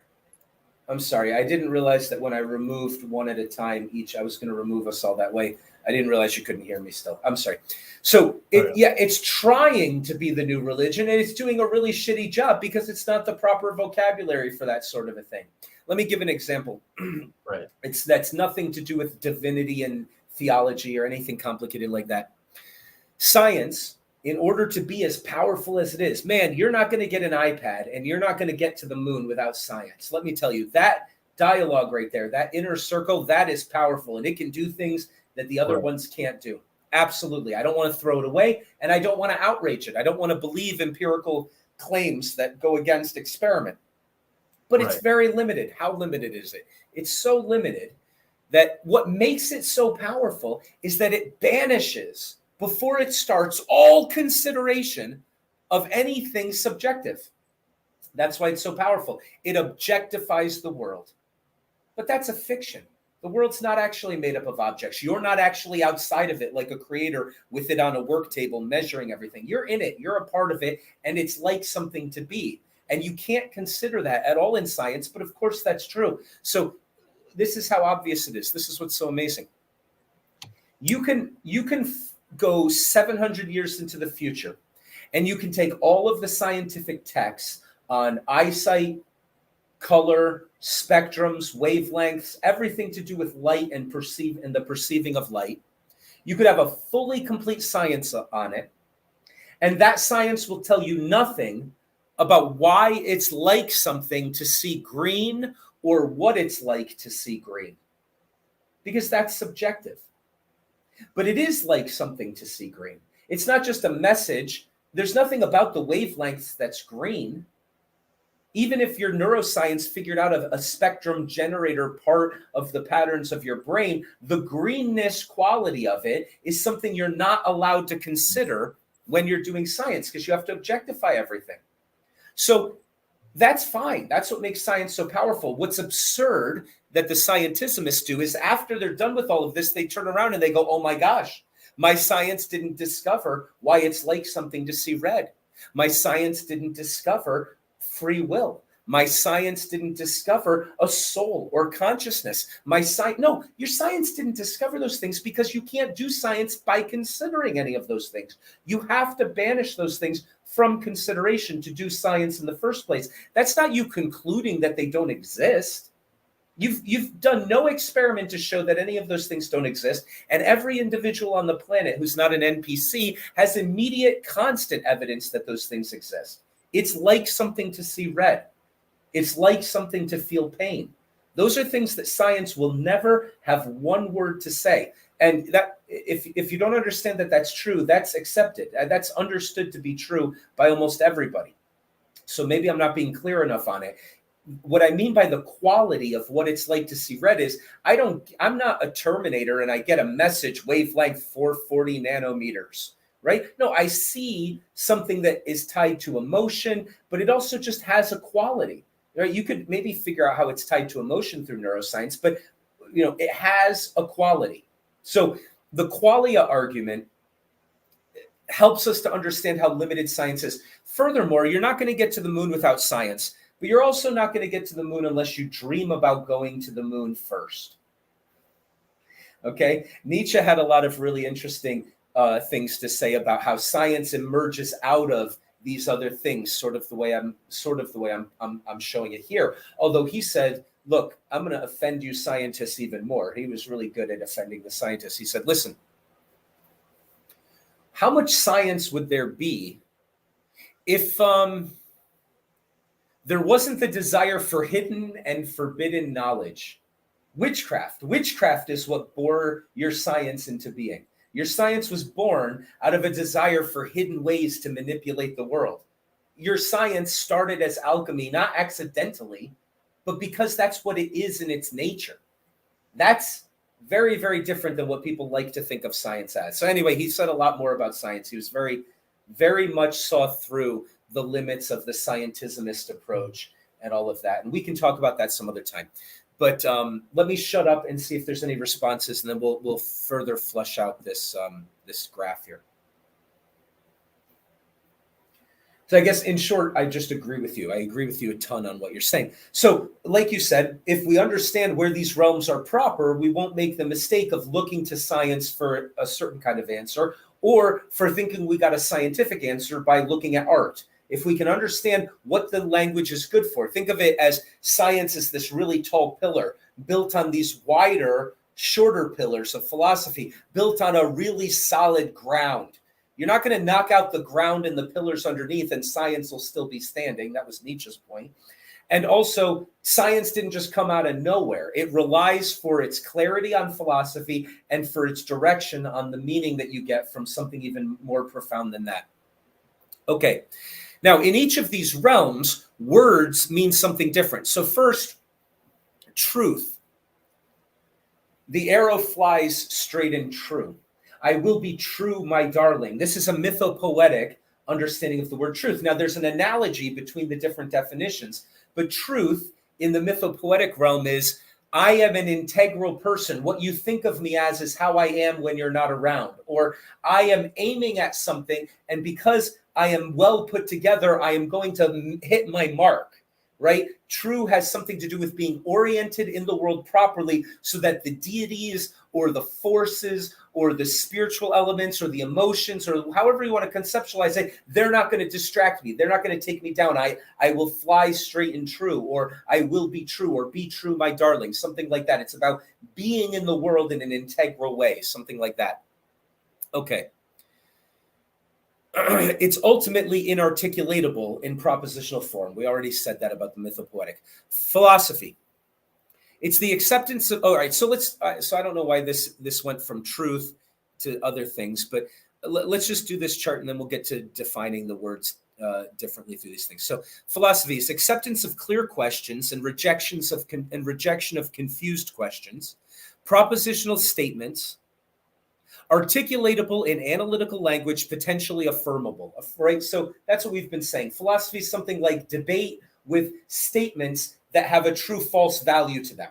So you could say they're true, you could say they're false, and you can hammer them against each other and refine them. That's the realm of philosophy. Science is more limited than that. Science is probabilistic descriptions of reality. I think that's all it really is. Probabilistic descriptions of the likelihood of specific phenomena happening given starting data points. Okay. Oops, we lost. Let's add path back in here. Okay.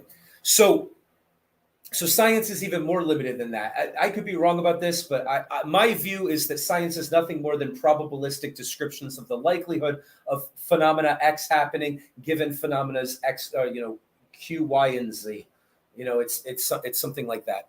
Let's see if that gets clearer with one of these other ones. So knowledge, mythology and art, the mythopoetic realm. Adam knew his wife. That's a use of the word knowledge, right? This knowledge is relational. So in the mythopoetic realm, your knowledge of the world is also knowledge of yourself, because when you learn something about your friend, you're learning how they're different than you, because you would just assume they were like you probably, but you're learning about yourself at the exact same time that you're learning something about the person you're relating to. But the mythopoetic see nature and culture and the divine as things to relate to. Okay, so your knowledge of yourself becomes your knowledge of the divine. Your knowledge of yourself becomes knowledge of nature. And your knowledge of God and your knowledge of nature become knowledge of yourself at the exact same moment, because it's that kind of knowledge. Adam knew his wife means he consummated with her, right? There was a oneness between them. I'm sure that was clear already, but just in case it wasn't. The mythopoetic idea of knowing is relational, and its highest form is in consummation. Logos is the organizing principle of order acting on chaotic potential, something like that. The logos principle it's not really logic. It's not propositional. It's not an argument. It's Zeus who has the vision for how things would work out best and knows every character's proper role and pronounces their destinies, something like that. It's the Marduk principle. It's Christ when he says, I am the truth and knowing me is salvation. It's all relational. in that sort of realm in the mythopoetic. Now, we're not agreeing with this and we're not disagreeing with it. We're understanding the different realms. As a philosopher, you can say everything outside the realm of philosophy is utter nonsense, right? You don't have to agree with the mythopoetic realm as a place of value for meaning and significance. I'm saying what it's like if you're in the mythopoetic realm, what those words mean there and what they don't mean. What they don't mean is a propositional statement that maps onto reality that I could believe for good reason. That's philosophy, right? Philosophy is, here's my statement. I hammered it out. It's a really good one. You won't be able to knock it down with any argument. It's about the world. That's not the mythopoetic. They're disinterested in that. They're not interested in having a phrase that you could salute or sign your name to. They want to relate to things properly. And maybe now, like I said, you can disregard mythopoetry, or you could rely on all three of these realms. And you could say, yes, I get a lot of value from there. We're not trying to make an argument for either of those right now. Okay, and we said the arrow flies straight and true. So we have truth, we have logos, we have knowledge. We could also put belief in there. We could put in a few other things. Let's look at philosophy. In philosophy, knowledge is something like, I know Parmenides is wrong when he says X because he contradicted himself or he violated a law of logic or something.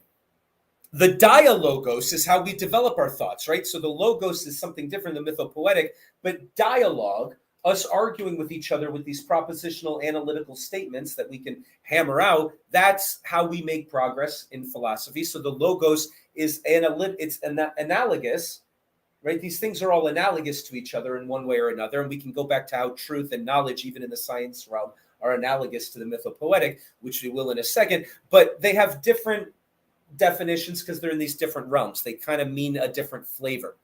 Okay. Such and such articulated proposition is true, and I know it if it is believed by me for good reason and corresponds to reality, or something like that. You don't have to agree with that definition. Remember, everything in philosophy is up for debate. So there's different definitions of truth and knowledge, but essentially its character in philosophy is propositional and adhering to some laws of logic that we're working out. Okay. And then in the science realm, I know the formula I derive from the data, right? So I look at all of the times and positions of a star, and I look at all that data, and I realize that there's a simple formula for an ellipse that would allow me to predict where the star will be in the future. And so I know the formula that I got from the data. Peer review and replicability determine which formula to adopt and which to reject. So there's a big process of how we can really decide if the formula is right or not. The formulaic description of phenomena given starting data is true if it agrees with measurement. Okay? Let's look at one more of these. So mythology and art. Words used here cannot yet be put into analytical propositions. It's dream thinking. This is why the artist will have the same character Ra as four different creatures in the same painting, and nobody questions it because rules of time and space don't apply to your dreams either, and yet your dreams can be very meaningful. Sometimes they're not. Sometimes you just don't know what they mean, but they obviously can be extremely meaningful. And the rules of time and space just don't apply in this realm. So I said dream thinking. Valuable knowledge gained is of this quality. It is giving form to fundamental realities, archetypes in a Jungian sense, and is therefore talking about what is truly at the bottom of everything. Again, you can deny that. Everything is open for debate in philosophy, and you can deny that. But I'm making a case there, so we won't defend it anymore because it might not be right. Philosophy, right thinking. I mean, I think it's right, obviously, but philosophy, right thinking, rules of logic prevail here. When the dreams are clear enough, the philosophers can explore the wild areas and cut down the trees and prepare the way for scientific thinking. Knowledge gained here is the clarification of specified question and of terms, as Pabst and Edwards said both of those things. It's also a definition of terms. I don't know what happened there, but cool. Okay. Rules over science by explaining what scientists mean when they say the things that they say, right? So there's a biology. It was invented by philosophers over a long period of time. But once you could have a science of biology, there's also a philosophy of biology. You can get a PhD in the philosophy of biology. And that's all sort of philosophy, sort of overseeing and making sense of the words and what the concepts could really mean, and inventing new ways of conceptualizing things so that scientists can explore different paths. So the relationship between science and philosophy is not just philosophy invents it, but it also sort of rules over it in a sense, and fundamentally has to rely on something outside of it for coherency. So I'm saying it relies it relies for direction on the things that are valuable, and you kind of might learn those through art.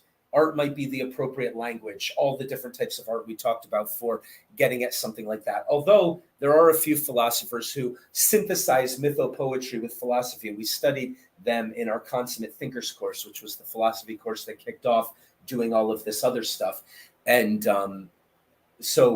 we're going to talk about unique, interesting individuals who are doing philosophy while they're doing science, or are doing science and inventing it while they're doing philosophy, and some who are actually prophetic philosophers, and they're making arguments, and they're doing real philosophy, but they're explicitly and self-aware of the fact that they're prophesying and making the next 200 years become what they're saying they're going to be, and even pressing on the next millennia. And that's actually a thing that we will discover, not in this course, but in year 2 and in year 3, especially in year 3, we look at thinkers like that. So there's ways of transgressing these lines, in the sense that a single individual like Jung is trying to be a scientist, and he's completely in the realm of dreams in a way that even Freud wasn't, where he's actually doing prophetic stuff. Freud's criticism of Jung was, I liked him a lot until he thought being a psychologist wasn't good enough and he wanted to become a prophet.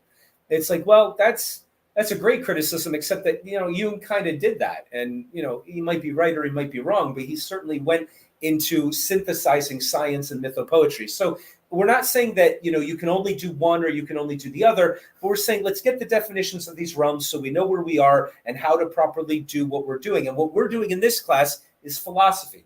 Okay. Now, somebody might wax poetic. Lots of philosophers wax poetic. There are defenses of art and arguments for how to appreciate art and what art is valuable and why art is valuable in philosophy, right? There's a philosophy of art, just like there's a philosophy of biology. So what these lines are not, this is the topic here and you can only discuss this topic here. No. All the topics are mostly open, but it's the way you're approaching them that's defining what realm you're in.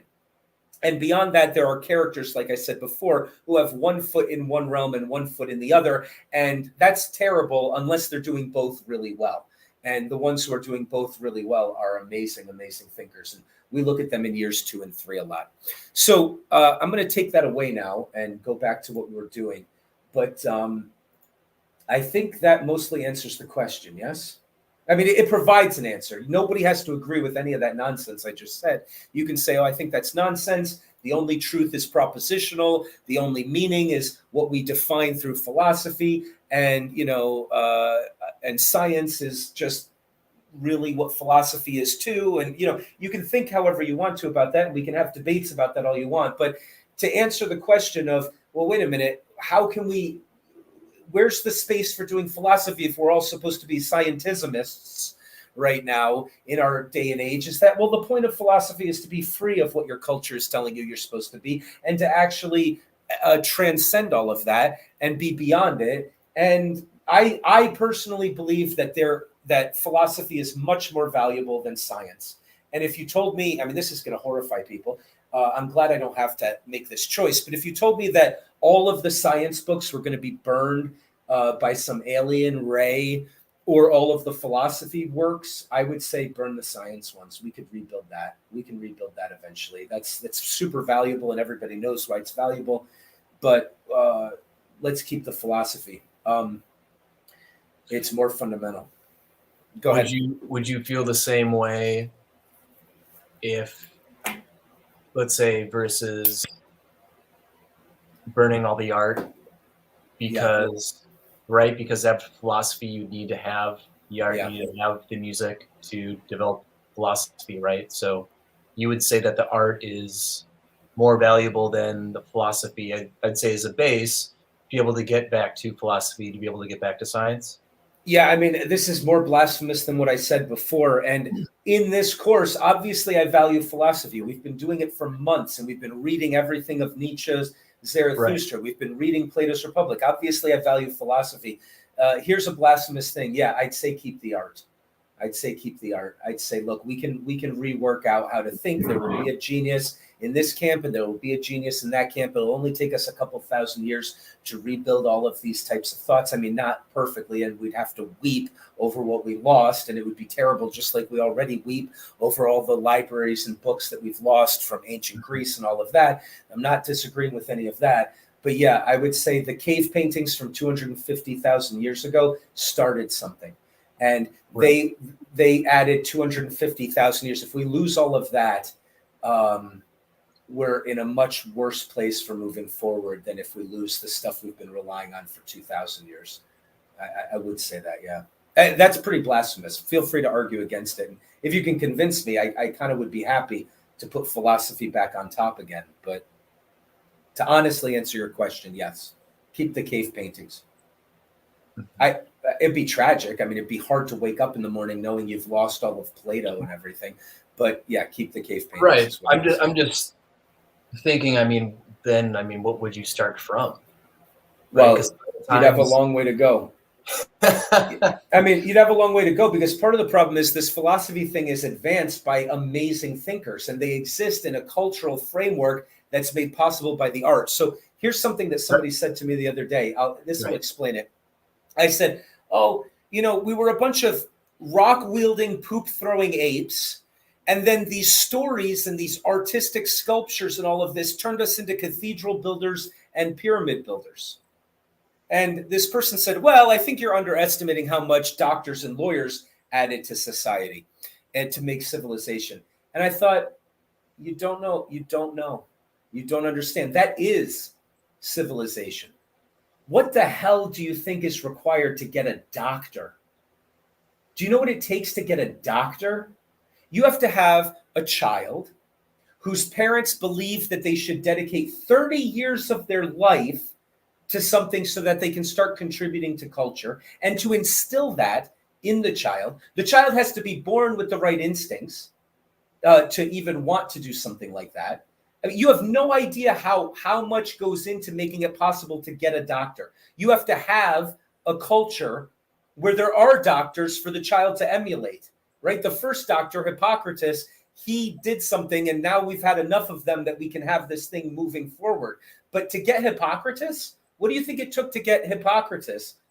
It took a lot of really serious millennia of blood, sweat, and tears and sacrifice to try to conceptualize the world in a way where somebody could say, I'm going to dedicate my life to alleviating the sufferings of others, even if it requires constant nonstop study. To become a doctor today is 15 years of education. And then every year to keep your board certification, you're basically doing a full suite of undergraduate courses every year to prove that you're on top of the literature. And that's if you want to just do the bare minimum of being a doctor. That includes the not very good doctors. The really shitty doctors have to do that. The real scientist doctors who are doing their own experiments or really diving into the literature because they're so concerned with making sure they not only just do what you have to do to not get sued, but that they actually do what's right for their patients. Do you know what it takes to make a civilization that rewards a person well enough for that they'll sacrifice 30 years of their life to be able to start doing it? No. If we burn all the medical books, but we have all of the art and the prophecy and the sculpture and the painting and all of that stuff, within 2,000 years, we'll get the medical practice back again. If you burn all of the art and stuff, I don't know if the doctors have anything to rely upon anymore. I know that sounds crazy, and it's probably something we could easily argue against. But so in any case, philosophy is what you really asked about, not medicine and science. So in philosophy, it's like, well, how do you get all of what we get to read from and the conversations we get to have? It's thousands of years of really smart people making the best cases they can, and then we preserve the best contributors to this best conversation our species has ever had. And it's all laid out for us to study. And yeah, losing that would mean we'd have to be working for a long time, for 2,000 years, hoping a few geniuses get born.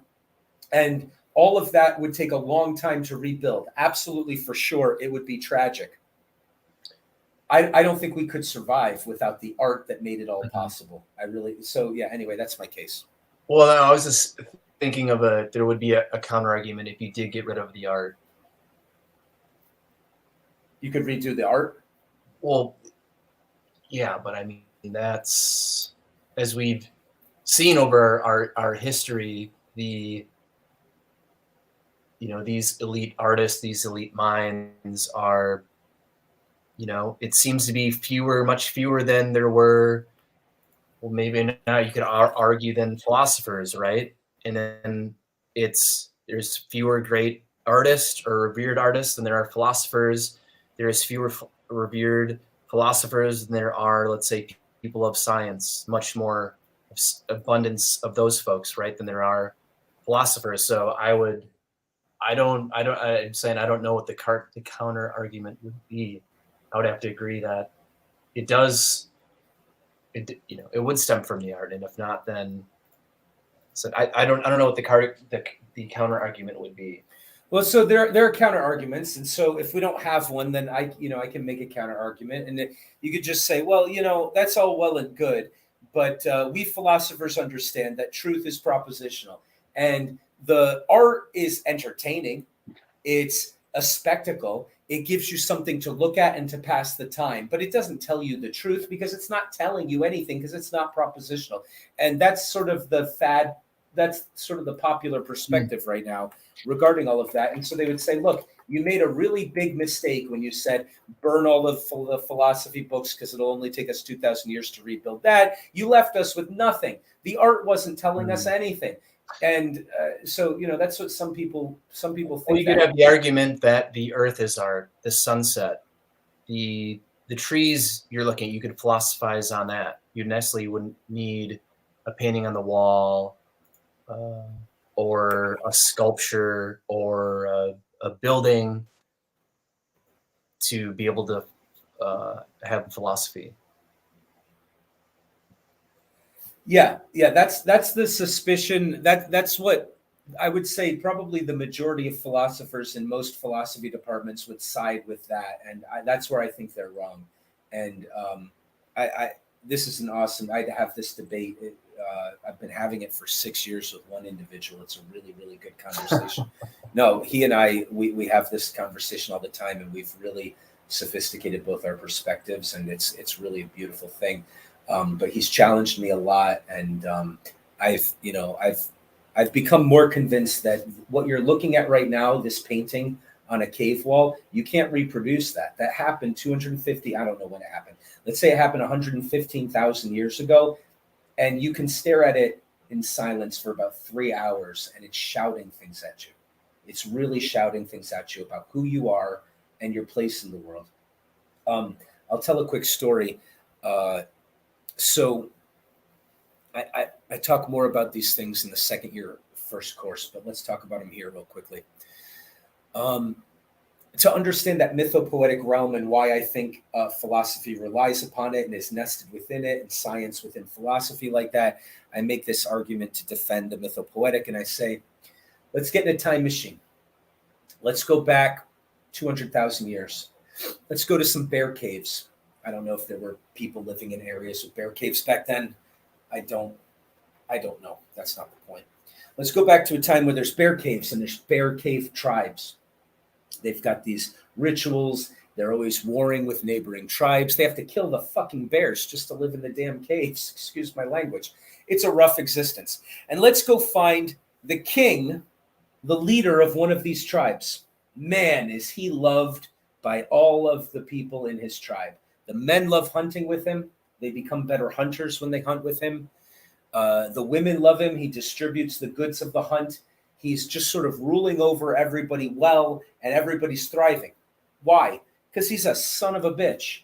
And if you cross him and give him the wrong look and you're from a neighboring tribe, he kills you before you even realize he's noticed the look on your face, right? So he's a tough son of a bitch. But he's making the world a better place for the people that he loves that are around him. And that's why he's risen in that time and place. Those are the ethics that you need to have, and he has them. He embodies them brilliantly. Okay, we put him in a time machine. We take him into our time machine. We bring him to the present day. We shove him through the electric sliding open doors of a climate-controlled grocery store, that one of many that dot the planet with an unbroken lattice work of pavement, so that everybody can get to a place where they can get food inexpensively from all around the world.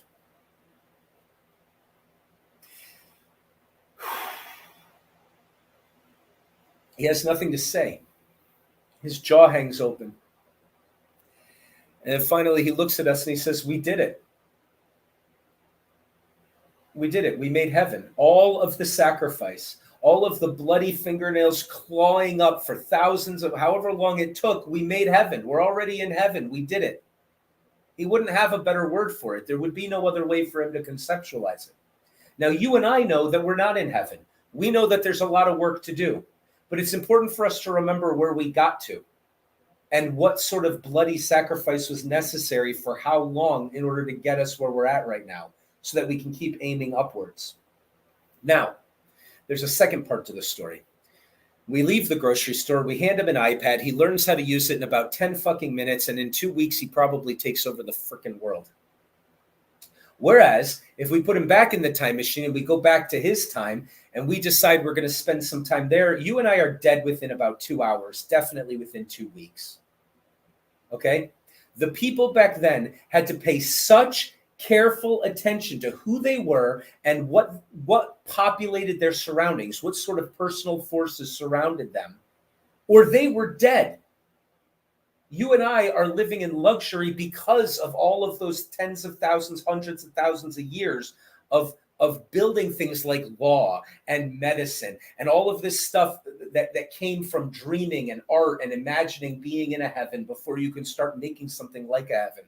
So my suggestion when I talk about the mythopoetic realm is, let's start by approaching their stories as if they probably contain profound wisdom.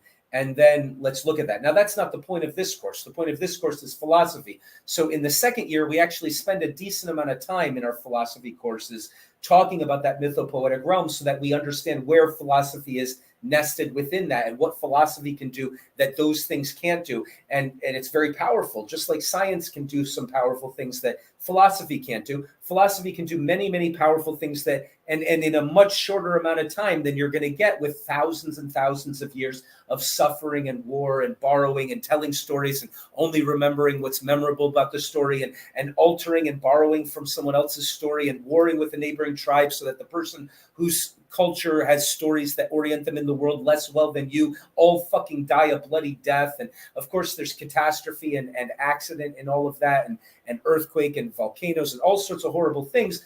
But that long bloody thing gave us a lot, and it made it possible for us to build cathedrals and build temples and build pyramids and invent the ability to conceptualize ourselves and what we owe to each other and how to think about the world and how to relate to it properly, to have philosophy and then eventually to have science.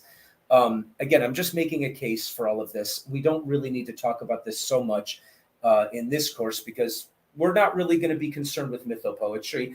We can make arguments against it in some other time or for it or whatever. But what we're really concerned with right now is defining philosophy as different from literature. And mythopoetry is kind of like the literature of literature and different from science and where the realm is. For the rest of the course, we're probably not going to really be considering that too much. And we're just going to be doing awesome philosophy and getting introduced into the fields and the different camps and the arguments and the ways of thinking and the methods people argue for and the definitions of truth. And, philosophers have their own definitions of philosophy and everything's up for debate in philosophy. And that's what we're really going to be doing. But it's probably not worthless to spend a moment saying, I think this thing is nested within something larger. And maybe I'm wrong about that. And it doesn't matter if you agree or disagree. We can go on with this course thinking anything you want about whether or not all of that's worthless or valuable or whatever. It's not important for the course. But it is a fun debate, and we can have it some other time. Oops. There we go. I just accidentally, you probably didn't hear that, so it doesn't matter. Okay, so is there anything else anybody wants to talk about? We got into some really deep stuff. All we really need to remember is, hey, we're here to do philosophy, which means we're here to argue. We're here to enjoy arguing. For most of the rest of the courses, you're not going to hear a lot of lectures like this from me. Instead, I'm going to read the text that we're supposed to do a few hours before we're supposed to do it, or maybe a week before, and so that'll be available. We're going to not read it in the class because it's already been pre-recorded. I encourage you, please, to read. I'll tell you what the next assignment is for the next class, and just read it on your own and take your own notes, because we're going to get into the nitty-gritty of arguments for free will and against free will. That's where we're going to start. And so you're going to be introduced to a thinker, and you're going to have to make a model in your mind of, this is Paul Ray, and here's the way he thinks, and here's his arguments. And you're going to really want to understand them as much as possible, because most of our course is going to be maybe 20% making sure we've understood him properly, and 80% us just arguing the shit out of it and having a blast doing it. I shouldn't swear so much. Us having a blast arguing with each other and with Paul and for Paul and all of that stuff. So in the orientation, I showed you the website and the quizzes and all of the material I put together. We won't go into that now. We'll do, probably eventually I'll do a new orientation thing talking about this course and where it fits with the other courses, and where each 1 year, 2 year, and 3 year fit, and all of this other stuff that we talked about in our orientation that we didn't record. But I'll probably do that again one day, maybe at the end of this course, just to put it at the beginning of the playlist. But in any case, we know why we're here. And so today is Friday. We said we were going to meet Tuesdays and Fridays. So for Tuesday, what we're going to do, because we're starting a little early, is this. We're not going to get into Paul Ray yet. What we're going to do instead is we're going to read Edward and Papp's introduction. So it's page 2 through 9. Pages 2 through 9 are going to talk about sort of the whole field that we're going to talk about first, which, like we said, was determinism, free will, and moral responsibility. And can you have 2 of them? Can you have 3 of them? Can you only have 1 of them? And those are the sorts of thinkers that we're going to be examining. So in the introduction from pages 2 to 9, they're going to talk about sort of just the first cursory overlook. We're going to be up in a tower looking over the field, and they're just going to point out the camps. And then we're going to start with Paul Ray next time. So not next time, but the time after next time, which would be the next Friday, right? So on Tuesday, I'll have already uploaded my reading of this introduction into the other playlist, and we'll get together and we'll discuss it. Please take notes. Please be ready to argue. Please say, I like what he said here. I don't like what he said here. Oh, I didn't know there was a camp like that. I'm really curious about it. We can have endless conversations about this stuff. It's really, really valuable and really, really fun. So go ahead and read pages 2 through 9, and I'll do the same and I'll record it. And we'll get together on Tuesday at the same time as today, which was 7 p.m. Eastern Standard Time to do class 2. And after that, we'll then do Paul Ray, and I'll tell you what we're reading for the first part of Paul Ray, and we'll start discussing that on Friday.